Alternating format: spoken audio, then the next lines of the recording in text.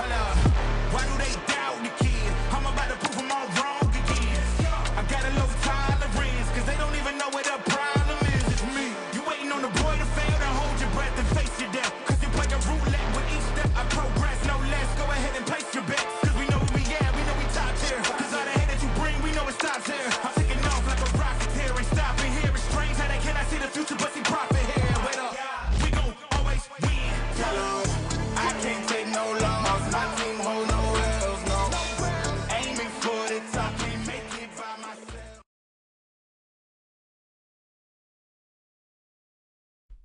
Welcome, everybody. Have you ever had a personal relationship with Donald Trump? What do you mean by personal relationships? Have you socialized with him? Yes, sir. Yes? Yes, sir. Have you ever socialized with Donald Trump in the presence of females under the age of 18? Though I'd like to answer that question, at least today, I'm going to have to assert my 5th, 6th, and 14th Amendment rights, sir. Hey, Donald Trump, how do you feel about people who take the Fifth Amendment? So there are 5 people taking the Fifth Amendment, like you see on the mob, right? You see the mob takes the Fifth. If you're innocent, why are you taking the Fifth Amendment? So, if you're innocent, why are you taking the Fifth?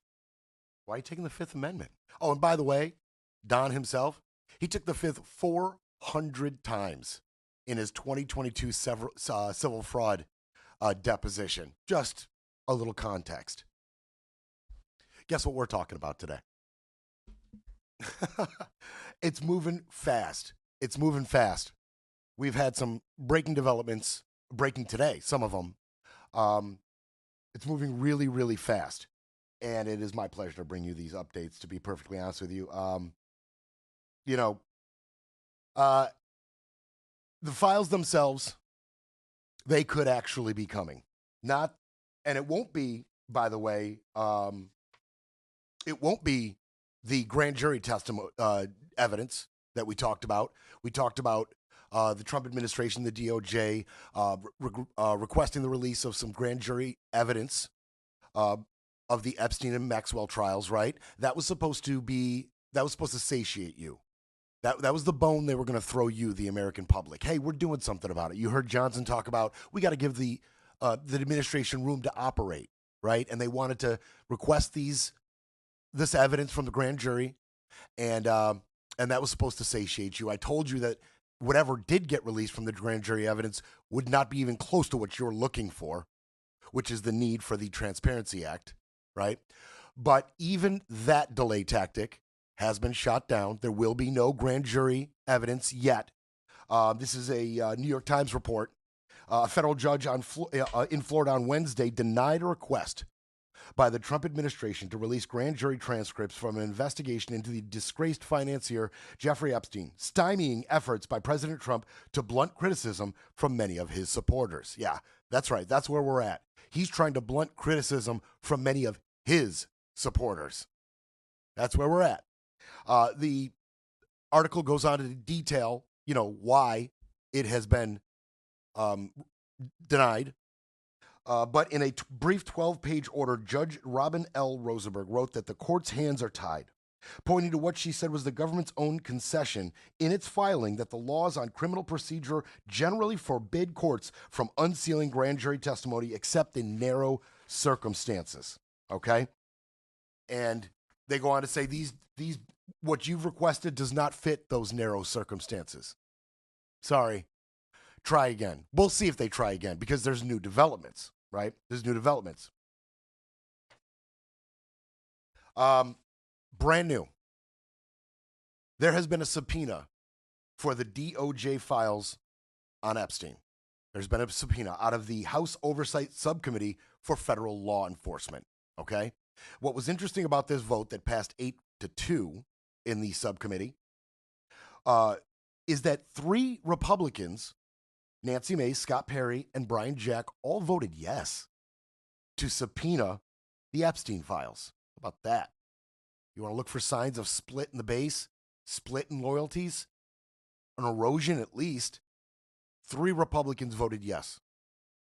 Also, Lauren Boebert and Paul Gosar, who you know are loyal foot soldiers, they were absent for the vote. They were absent. And of course, all the Dems voted yes, because they're actually interested in transparency. The files related to Jeffrey Epstein, they have now been subpoenaed by the House Subcommittee for Federal Law Enforcement. What else did they subpoena? There's been subpoenas for Bill Clinton, Hillary Clinton, James Comey, Loretta Lynch, Eric Holder, Merrick Garland, Robert Mueller, William Barr, Jeff Sessions, and Alberto Gonzalez. They'll have to go find Jeff Sessions, like, hiding nuts for the winter in some tree somewhere, squirreling around. Haven't seen Jeff Sessions in quite a while. He's a wily little rascal, that Jeff Sessions. But yeah, they've all been subpoenaed. Okay, and this is to investigate their alleged ties to Ghislaine Maxwell and failures to act on Epstein-related concerns during their term in office. Okay, there's also been a subpoena. Now, this is the entire House Oversight Committee together, not the subcommittee, but the entire committee, has issued subpoenas for Ghislaine Maxwell's deposition. I told you they're out here trying to get her killed. I told you that. Now her name's getting kicked around daily. Daily. And if there are people in these files, or if there are people that Ghislaine can identify as being involved in any way in these schemes, they're paying attention now. They're paying attention now. And unfortunately for Ghislaine, they might be getting a little nervous.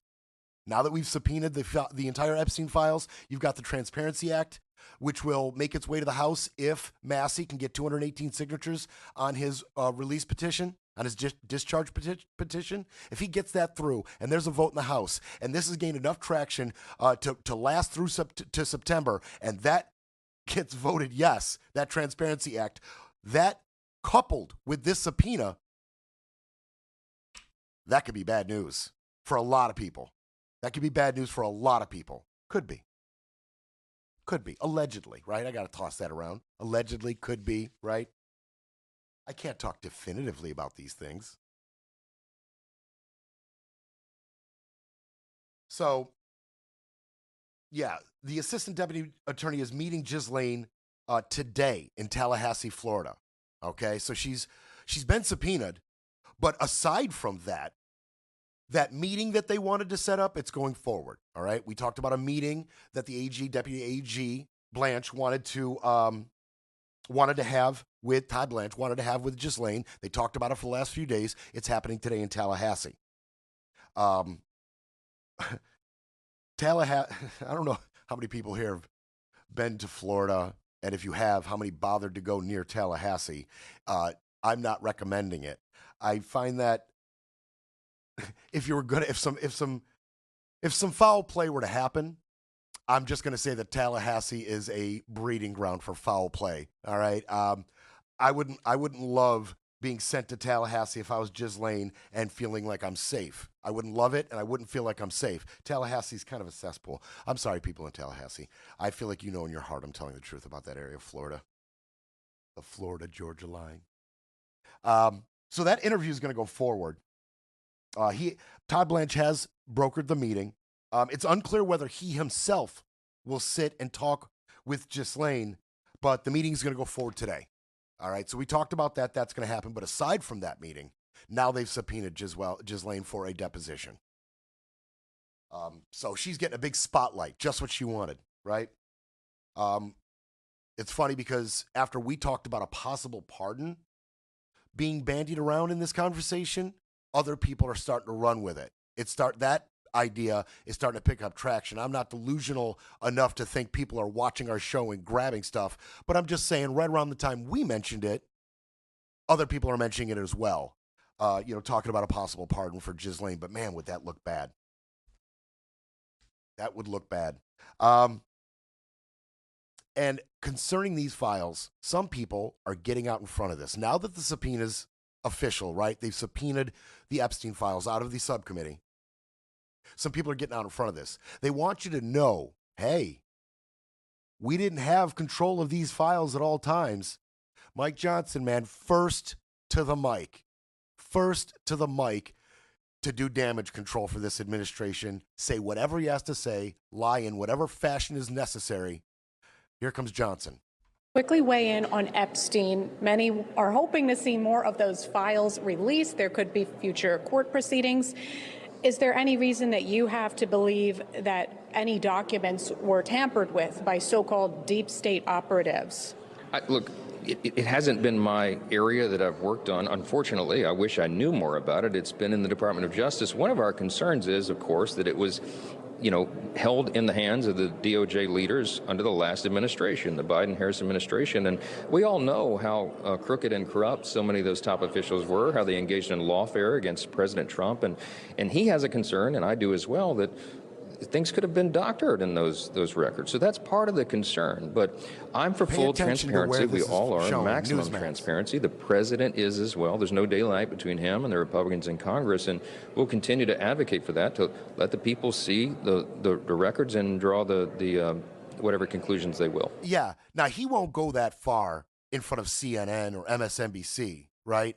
He won't go that far in a more official capacity in the White House or, at the Capitol building. But when he's on Newsmax, oh, yeah, all bets are off. He can say whatever he wants to say. He will not be held account, certainly from the people interviewing him, nor will he be held to any type of account by Newsmax itself. So he can go on Newsmax and say, oh, yeah, if there's anything bad in these files that hurts our administration, Biden doctored them.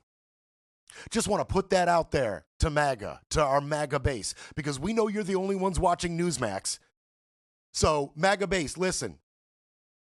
Yeah, if anything comes out here that is going to hurt us, hurt Trump, hurt his allies, his political, allies or his financial backers, if anything comes out that hurts any of these people, hey, Biden did it, man. Biden doctored these things. It's that simple. Let's get it out in the ether now, right? Let's get that kicking around a little bit now. Get that in your head now, MAGA. Get ready to defend your president, who allegedly was the best friend and facilitated a sex trafficker. So just in case this comes out, Biden did it. That's nice and tight. Biden did it. And Massey, I'm not going to play a ton of Massey. I'm not going to play a ton, but Massey had something to say just recently. The House rules that were voted on the same week that we elected Mike Johnson say that this is a way to get true grassroots bills to the floor if they're being blocked by leadership. I really hope that Mike Johnson doesn't try to pull a fast one when we get back in September and rewrite the rules to get around this parliamentary procedure that he agreed to in the rules, the discharge petition. Johnson is out here playing defense, big time. He's out here playing defense. He's calling the recess, right, before this discharge petition can mature. He's out here saying Biden doctored the files, by the way. And now Massey's telling you, look, even though I've got this discharge petition, right, that is gaining ground, this guy Johnson could just change the rules on us. And I'm afraid that Johnson might change up some rules. He's got a month now to conspire and cook up some kind of scheme in the House to rewrite, the laws, to rewrite, the verbiage and some of this stuff so that this discharge petition faces more of a challenge. I'm sure Johnson would love to have it blocked altogether. Schumer had something to say about Mike Johnson as well. The ghost of the disgraced Jeffrey Epstein is haunting our Republican colleagues, so much so that Speaker Johnson decided to cut bait and send the House home to escape discussions about Epstein, instead of doing their jobs like grown-ups and making progress on appropriations. By shutting Congress down early, Speaker Johnson has assured that August has become the Epstein recess, because this issue is going to grow and grow and grow the longer House Republicans dodge this issue.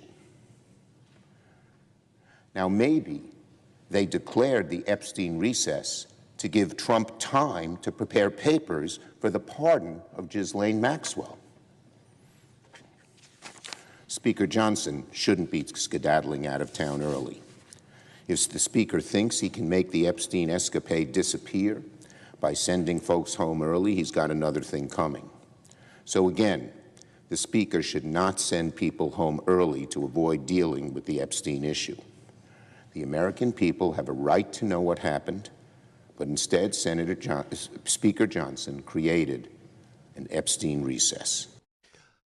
I totally agree with Schumer on a number of those points. And the Dems should do everything they can. The Dems should do everything they can to make sure this doesn't go away. Over the next month, they should be taking interviews, posting on social media, going everywhere and anywhere they can to talk about this, to talk about the tactics of Mike Johnson, to talk about the tactics of this administration. Keep this fresh in the American public's mind. I know you got a month off and you got money to make, you got things to do, but among those, first and foremost is keep this fresh in people's minds. And we know Mike Johnson doesn't really care about the truth. And we know Mike Johnson doesn't really care about the American public. I think we can all agree Mike Johnson cares about his career and his gravy train. In light of that, I really don't blame Johnson for doing what he's doing because he knows Trump will take him out of there quick. Quick.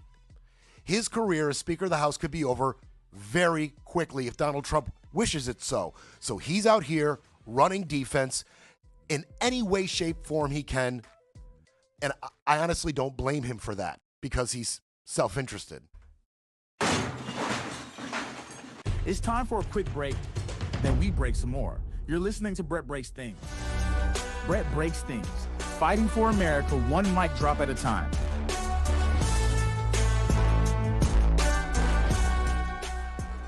All right, I'm going to take this opportunity now coming into the second segment because I know a lot of the latecomers are here by now. I got most of my audience here.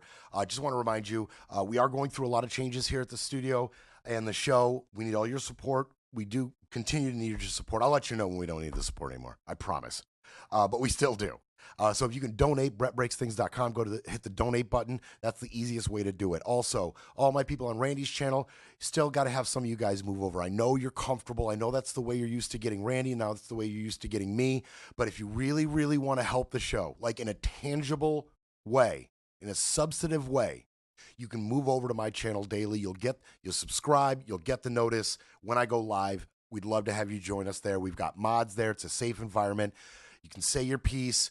It's a fun time. They're enjoying themselves over there. Come be part of it. Also, I told you about that wrestling podcast I was on. Ring the Damn Bell. Yeah, with my buddy Jerry. And so the first episode dropped. And I liked it quite a bit. Jamie is also on it. My buddy Jamie is also on it. They're great, and they know a lot about wrestling. If you have any fan of wrestling at all, check this out. Ring the Damn Bell. The first podcast dropped a week ago. The second one just dropped. I'm on it. I'm on both of them. I'd love for you to go check that out. Give them a little love as well. I had a great time doing it. Okay. So we're continuing along this path because there's more breaking news concerning this. All right. I'm not just obsessed with the story, although it's a national obsession at this point. It's continuing to break. It's continuing to evolve and progress. And it has progressed once again. All right. It's progressed once again. Previously, we do have some new reporting into CNN, and this is, it's a story from the Wall Street Journal. The Wall Street Journal is reporting that in May, Attorney General Pam Bondi and her deputy informed the president at a meeting in the White House that his name was in the Epstein files. This is reporting now in the Wall Street Journal. We should note that CNN has not independently confirmed that information. Oops. Well, this coincides pretty neatly with the 1,000 FBI agents that were sent to scrub, right? Apparently, according to the reporting from the Wall Street Journal, Bondi, some time ago, did inform him that he was in those files. Now, the reporting didn't detail in what capacity, but it coincides with Trump having 1,000 FBI agents scrubbing for his name now. What? I'm in it? 1,000 agents, drop what you're doing. Stop chasing criminals. Stop gathering evidence. Stop protecting the country. Go look for my name. We got to get this fixed ASAP. According to the Wall Street Journal, Sadie Gurman, Anna Linsky, and others, when Justice Department officials reviewed what Attorney General Pam Bondi called a truckload of documents, you remember the social media influencers and everybody at the Capitol holding up the files. We've got the files. Phase 1 complete, remember? Related to Jeffrey Epstein earlier this year, they discovered that Donald Trump's name appeared multiple times, according to senior administration officials. In May, Pam Bondi and her deputy informed the president at a meeting in the White House that his name was in the Epstein files. Many other high-profile figures were also named. Trump was told. Keep that in mind. Okay? This is Wall Street Journal reporting telling you that Pam Bondi, according to multiple senior officials, Trump was definitively told, your name is in the files. Keep that in mind. All right? Keep that in mind. They told the president at the meeting that the files contained what officials felt was unverified hearsay about many people, including Trump, who had socialized with Epstein in the past. Some of the officials said. One of the officials familiar with the document said they contained hundreds of other names. And he released a statement. CNN reached out to the White House about the Journal report. Their response read in part, "This is nothing more than a continuation of the fake news stories concocted by the Democrats in the liberal media." All right, so he's conflating this with the fake news about that birthday letter that he's suing over, that he will lose that suit. So he's conflating it with that. Just more fake news Wall Street Journal reporting. But the problem is, if it's true, you've been caught in another lie, Don. And this one is a little damning, right? Sometimes I point out some of Don's lies, and I'm like, no biggie, he just lies. Here's a little one. Here's a quick one. Not a big deal, right? Some lies are bigger than others. When Trump was asked, did Pam Bondi show you files? When he was asked, here's what he said. Epstein, on Epstein, of the review of the files, Attorney General Pam Bondi. A very quick briefing. Did she tell you, what did she tell you about the review? And specifically, did she tell you at all that your name appeared in the file? No. She's given us just a very quick briefing, and in terms of the credibility of the different things that they've seen. And I would say that, these files were made up by Comey. They were made up by Obama. They were made up by the Biden, we went through years of that with the Russia hoax, with all of the different things that we had to go through. We've gone through years of it. But she's handled it very well, and it's going to be up to her. Whatever she thinks is credible, she should release. Yeah. He knew it was coming. He knew it was coming. She started the question. No. He was asked. She started the question in a meeting with Pam Bondi about the Epstein files. He goes, yeah, quick meeting, right? Were you told by Pam Bondi that your name is in the files? No. Okay. So once again, everybody else with any access to this meeting or the results of this meeting, anybody who talked to anybody who had been at this meeting, they're all liars, including the Wall Street Journal. Once again, everybody's lying except you, Don. No. Pam did not tell me. Somebody knew. It got leaked somehow. You know who knew? Elon Musk knew. You remember that Twitter war about a month ago between Elon and Trump before Elon disappeared to the largest moon in Saturn or wherever the hell he goes to disappear to do galaxy dust? What did he say? Time to drop the really big bomb. Donald Trump is in the Epstein files. That is the real reason they have not been made public. Have a nice day, DJT. I should just stick with his name. Clearly, it's easier for me to say. Wow. Somebody knew. Was he guessing? Was Elon guessing? Or did he know? Right? That's the question you have to ask yourself. Megyn Kelly had thoughts about this. Either Pam Bondi is royally screwed up. I mean, she has. That's not in dispute. She's royally screwed up. And the president is just forgiving her because she's a loyal soldier and, he likes her and he doesn't want to go through the messy confirmation process of getting somebody else in there. So that's possible. That's definitely a possible number one. And there's no there in the files anyway, right? Like the way she screwed up was overpromising when she didn't have the goods, and she genuinely doesn't have the goods. And so the big mistake was overpromising, and the president doesn't really care about that mistake.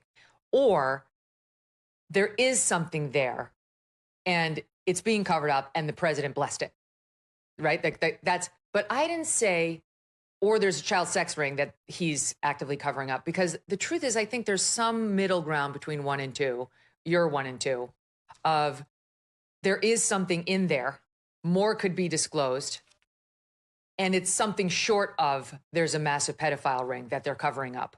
Like, it would have some names. Those men would have to defend themselves. Maybe the administration doesn't think it's a fair position to put them in. First, I want to say thank you. That clip was able to be cut. Thank you, Megyn, for filling the time so I didn't have to hear Ben Shapiro speak. Thank God for small favors, right? She said a couple interesting things there. One, kind of what we've been saying. Either you screwed up the handling of the files and you didn't do it in, complete coordination with Donald Trump's wishes, or you're flat covering it up. And that's Megyn Kelly, sympathetic to this administration and just about everything Trump has ever done. That's her saying that. And two, she is saying something there which is very rare for the right, at least right-wing pundits and podcasters and analysts. She said there may be nuance here, that some of the names that might be released, especially from the subpoena, it might be anywhere from completely innocuous all the way to part of the sex trafficking, and maybe anything in between, which I actually agree with her. I don't think that if these names are released and the subpoena goes through and all the files are actually released, I don't think that every single name mentioned is, boom, 100% complicit or in lockstep with a sex trafficking ring. There is room for other options there for your name to have been included in these files. Okay, so nuance, very rare for the right, but in this instance, very appropriate. All right, a name mentioned in these files could be anywhere in between, from completely innocuous to absolutely involved in the sex trafficking ring, and anywhere in between. Okay. Just a couple more. We're going to keep it moving. A couple interesting perspectives on this. Where did Bondi mess up? Here's some CNN reporting. And I think all of this is really important, Casey, because if we go back to the first Bondi-related Epstein controversy, you may remember she held an event to great fanfare at the White House where she handed out binders of what was promised to be new information related to the Epstein investigations.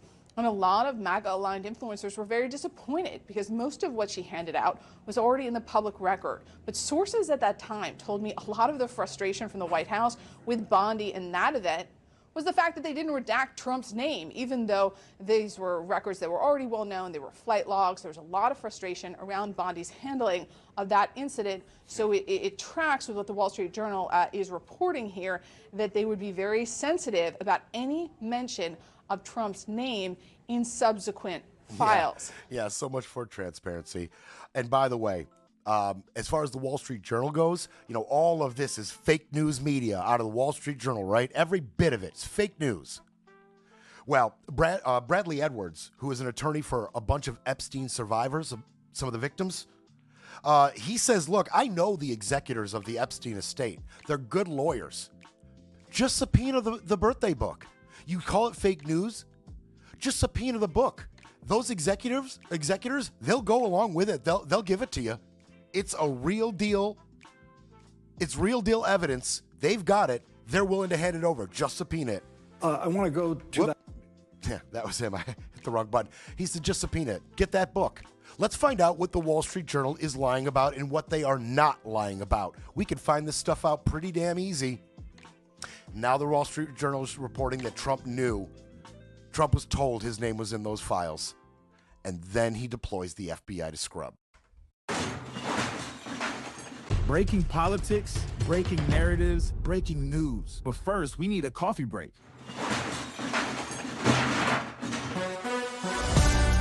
Now back to Brett Breaks Things, smashing spin, silencing the noise, and keeping it all facts. No fluff.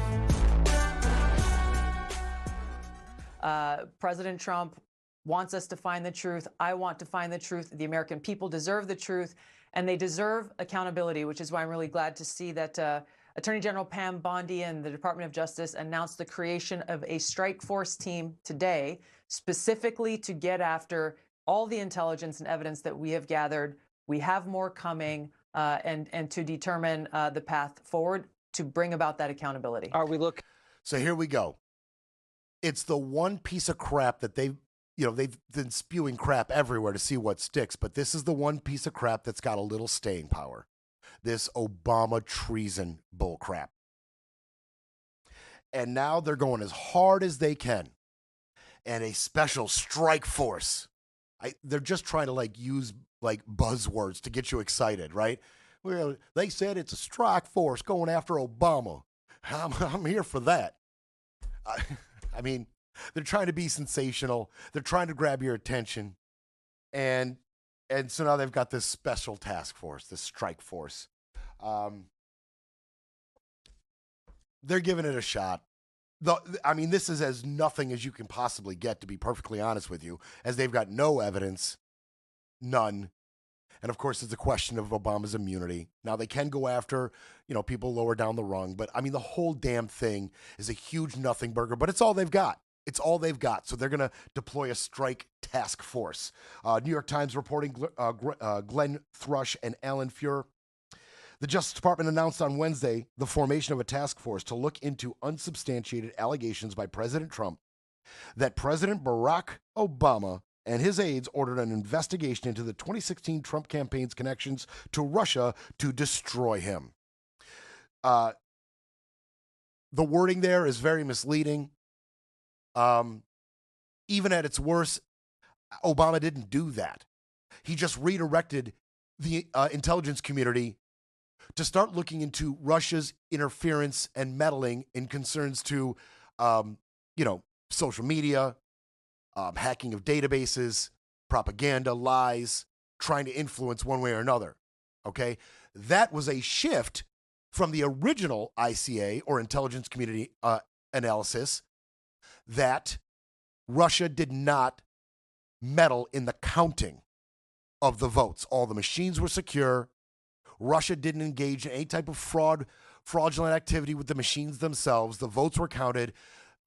People were accounted for.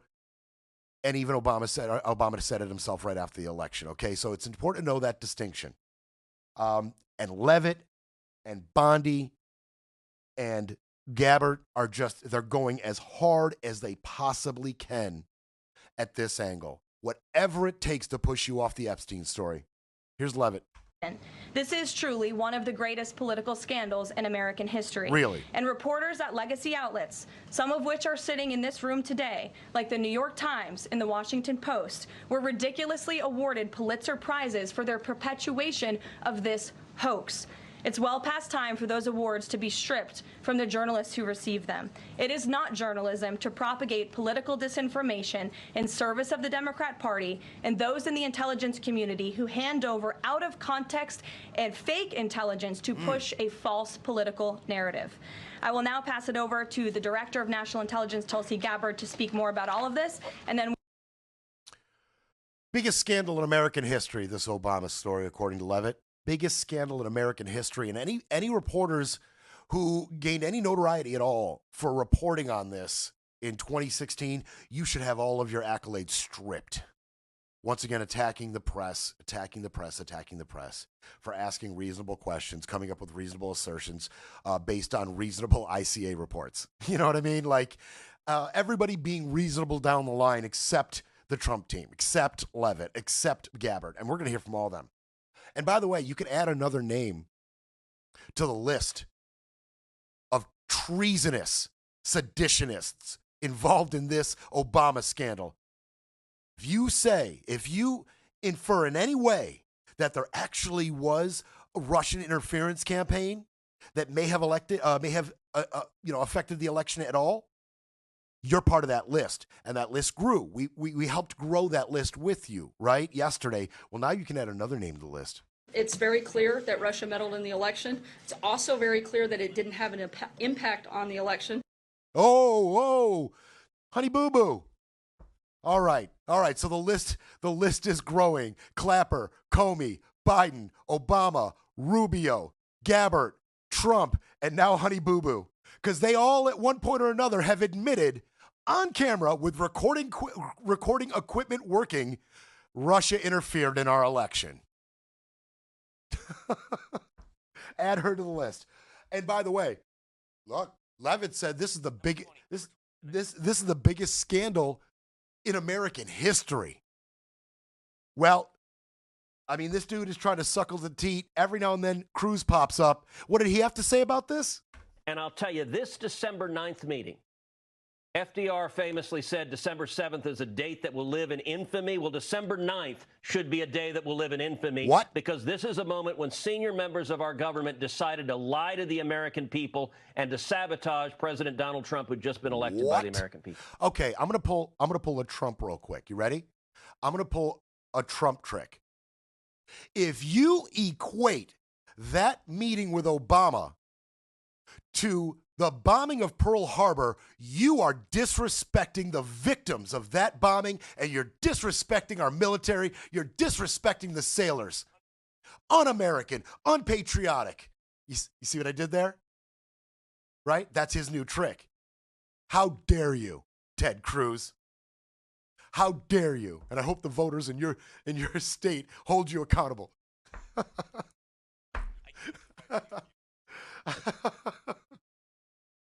Yeah, I'm learning. I learned it by watching you, Dad. I learned it by watching you. You remember those commercials? Oh, Ted. Bless your heart, Ted Cruz. So we're gonna hear from Tulsi and Leavitt, because I want you to hear from these people. I want you to hear the incredibly hyperbolic rhetoric coming out of these people with official positions in this administration, like the people that are running our country. Listen to them go. Two questions, but to begin on that. The president yesterday, you've inferred that the former president helped lead a coup. Based on what you now see, do you believe President Obama is guilty of treason? I'm leaving the criminal charges to the Department of Justice. I'm not an attorney, but as I've said previously, when you look at the intent behind creating a fake manufactured intelligence document that directly contradicts multiple assessments that were created by the intelligence community, the expressed intent and what followed afterward can only be described as a years-long coup and a treasonous conspiracy against the American people, our republic, and an attempt to undermine President Trump's administration. The Senate Intelligence Committee spent... You know what's really sick about this treason angle they're pushing, in my mind? What's really sick about it, and what really speaks to the heart of Republicans in Congress right now, and this administration more specifically, is that this story is being brought to the forefront as a distraction, deflection from the Epstein story, right? I think we can all agree on that. I think even Republicans would agree Trump's pushing Epstein out of the limelight, or trying to, and replacing it with this Obama story. But what's really sick about this, in my mind, is that if they were successful and somehow they were able to subvert the Supreme Court and prosecute Obama for treason, and they got a death penalty, they would rejoice. Even though they know the details of that December 9th meeting come nowhere close to coup, sedition, or treason. They know that. Every one of them's well aware of it. If this were to end up with Obama being executed after being convicted for treason, Biden being executed, Clapper being executed, if that's where this ended up, they would be so happy with that outcome. They would have zero problem with it. They see no problem with ramping up their rhetoric to treason and sedition in terms of Obama and Biden. It's very sick. It's extremely sad. And I would warn the Trump administration, you really have nowhere else to go in terms of ramping up your rhetoric. You've pushed this about as far as you can push it, as far as the hyperbole and the rhetoric, treason, sedition. Where else can you go from this? If this doesn't gain the traction that you're looking for, where do you go with this? There's nowhere else to go. We'll be back to break it all down. You're listening to Brett Breaks Things.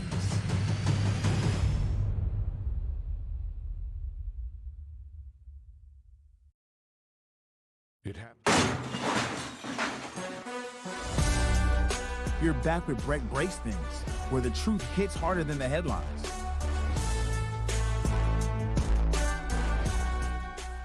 The Senate Intelligence Committee spent several years looking into this and unanimously agreed in a bipartisan fashion, Secretary of State Rubio was a member of that committee, that there was no political interference. There was a years-long Justice Department investigation into this as well that also concluded no political interference. So help us, from a 50,000-foot level, explain, what do you now have that refutes those two conclusions? I will encourage you, in my role as the Director of National Intelligence, my job, again, as I said when I came into this role, was to make sure that we are telling the truth to the American people and that we are ensuring that the intelligence community is not being politicized.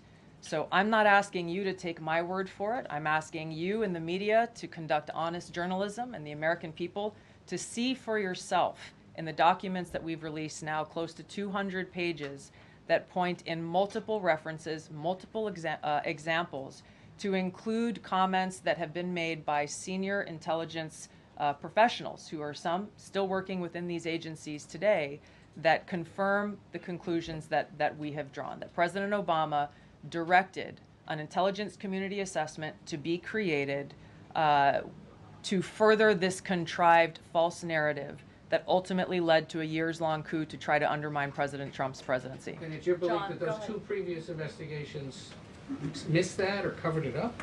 I'm telling you to look at the evidence. Look at the evidence, and you will know the truth. Look at the evidence. Okay, well, I mean, he's telling her, look, your guy, Rubio, they did an investigation. He said right here that Russia interfered. What do you make of that? I mean, we got Honey Boo Boo saying Russia interfered. We got Trump saying Russia interfered. Bondi, Gabbard herself saying Russia interfered. She seemed to have conveniently forgot that. And she's talking about look at the evidence for yourself. Well, we are going to get to look at some of this stuff. They've got their strike force, their task force all over it. I think we know where this is going. It's going the same way every one of Trump's retribution tours go, which is nowhere.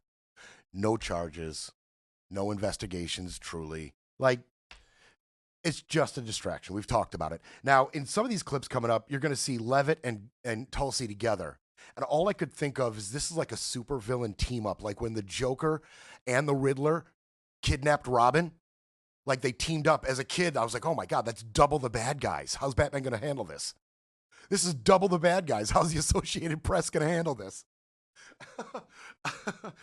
but they had to combine forces, combine evil entities, evil forces to tackle this gigantic, greatest scandal in American history, the Obama scandal. They teamed up, and we're going to play some of this. Caitlin, I think, who is saying that she would release this to try to boost her standing with the president? Who has said that? Well, the president has publicly undermined her when it came to Iran. He said she was wrong. He told me that she didn't know what she was talking about. That was on Air Force One on camera. The only people who are suggesting that the Director of National Intelligence would release evidence to try to boost her standing with the president are the people in this room who constantly try to sow distrust and chaos amongst the president's cabinet, and it is not working. I will will just answer your question directly. I am with the President of the United States every day. He has the utmost confidence in Director Gabbard. Okay. All right. Take it easy, Carolyn. She said, I'm going to answer your question. I'm going to talk over any further questions because you're asking tough questions. So let me just go ahead and talk over you and get a little more loud and demonstrative, a little louder, a little more demonstrative, because you're asking things that I'm uncomfortable with. Like, is Tulsi doing this to gain favor with her dear leader? Because he even said himself on Air Force One to Caitlin Collins, she doesn't know what she's talking about. And at that point, I said her job's in the crosshairs. So I agree with Caitlin Collins that Tulsi's going to do whatever she has to do to get back in the good graces of Donald Trump. And Carolyn's just outraged. And the whole press, this is what you do, press, sow distrust. No, they ask reasonable questions based on what your dear leader has said into a camera. And then you get uncomfortable and indignant and all upset when his words are thrown back in your face. This is your job, Leavitt. To defend the president's words, to defend the president's positions on these things, and you get so upset when a valid question comes your way. And I just want to show you this real quick. James Clapper, he's the former DNI, right? He was the DNI under Obama. He had Tulsi's job. He was asked by CNN, he was asked, they're talking about coming after you. Treason, sedition, a coup. What'd Clapper have to say about that? When the director says that she's referred these filings to the Justice Department for a criminal investigation, tonight we're told they formed what is called a strike force. Do you have concerns that they will attempt to prosecute you? Well, certainly I do. After 8.5 years of this, and I don't know of an intelligence product that was more scrutinized, more investigated than that product was by numerous people. It's very disconcerting. It really is. And I take seriously when the President of the United States accuses me of being a participant in a treasonous conspiracy, which is ridiculous. Yeah, what's your reaction to that? It's ridiculous. It is untrue. So what will you do if they come after you? What is your plan? Well, I'll lawyer up, I suppose. Already have. I suppose. That's a pretty measured response to being called treasonous. That's a pretty measured response to possibly being indicted, investigated on treason charges, which does carry a death penalty, possibly. He's pretty cool about it, pretty calm about it. James Clapper, everybody. I mean, how upset is he supposed to get? He knows the details of these ICAs. He knows the details of the change in position of the Obama administration after the election. He knows it's not treason. He knows it's not sedition. He also knows, like we all do, that this is bullcrap and it's a distraction. It's a deflection, one could say. A deflection. And it's funny, too, because Gabbard talked about the art of deflection a couple days ago. She talked about the Dems and Obama and the art of deflection. Deflecting from their own accountability. Nobody knows the art of deflection like Tulsi and Karoline Leavitt. It's Leavitt's job. I'll give her that. But Tulsi, I mean, it's like a ninja technique that these guys, I mean, the art of deflection, certainly, they are strong in it. They are masters, Leavitt and Gabbard. You want to hear some? Let's hear some deflection out of these people. Thank you. Question for Director Gabbard. A spokesperson for former President Obama said in a statement earlier this week, quote, "Nothing in the documents issued last week undercuts the widely accepted conclusion that Russia worked to influence the 2016 election, but did not successfully manipulate any votes."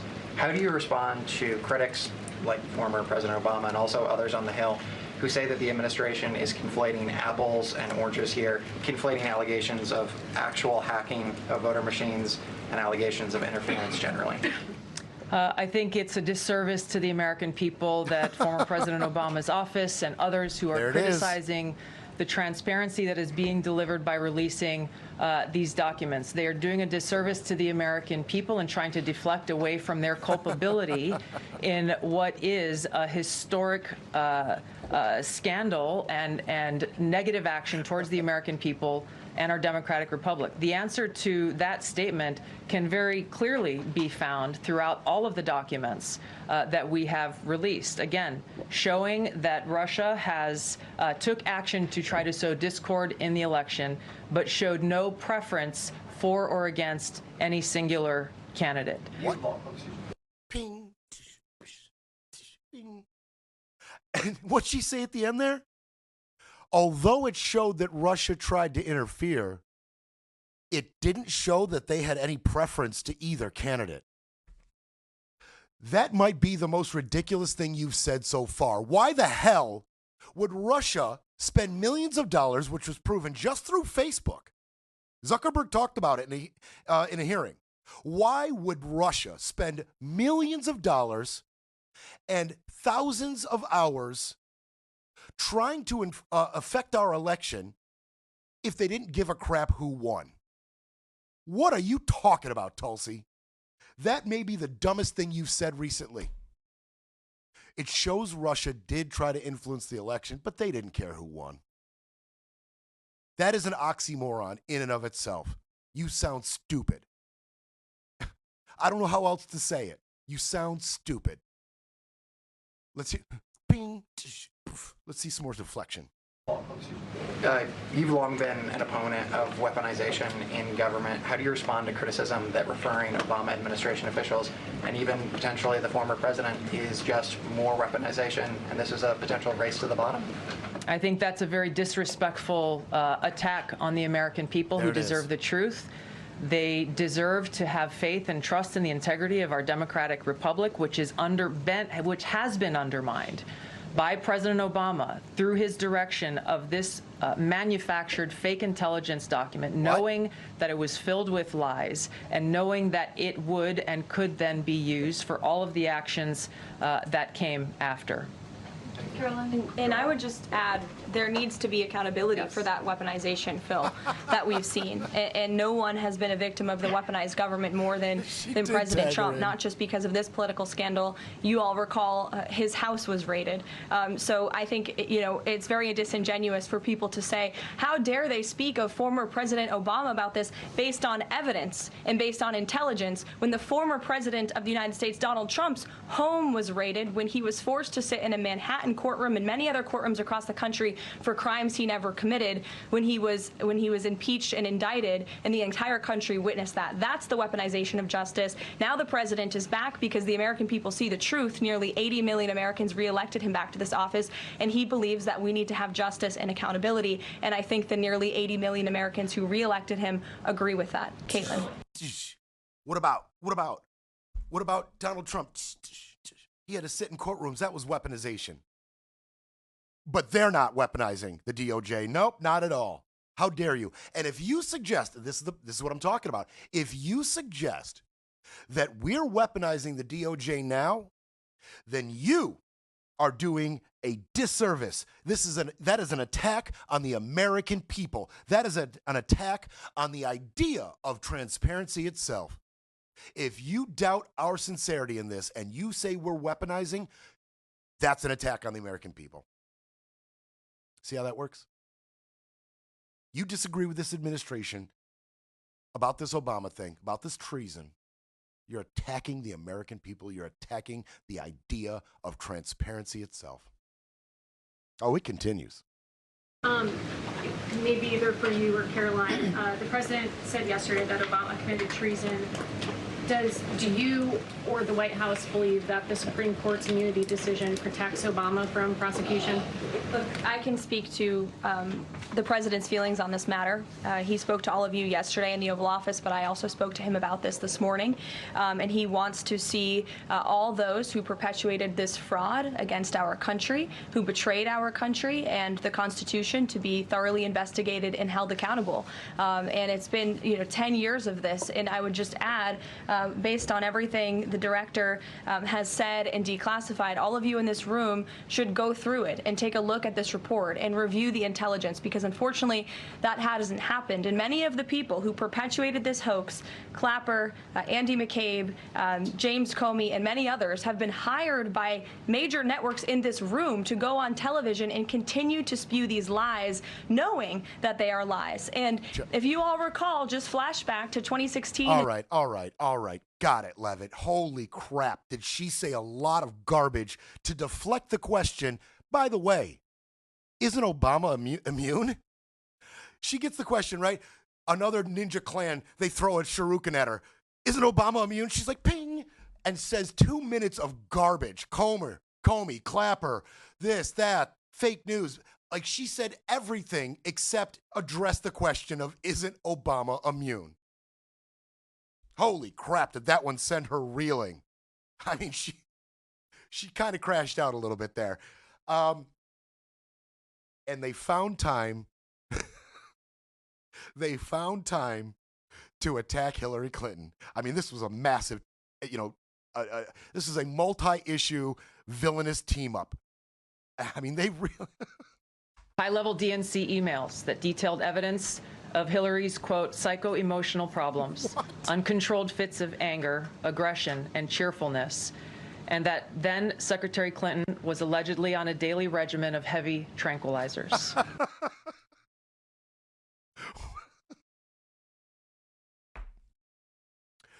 We had drug addicts on tranquilizers assisting Obama in this treason.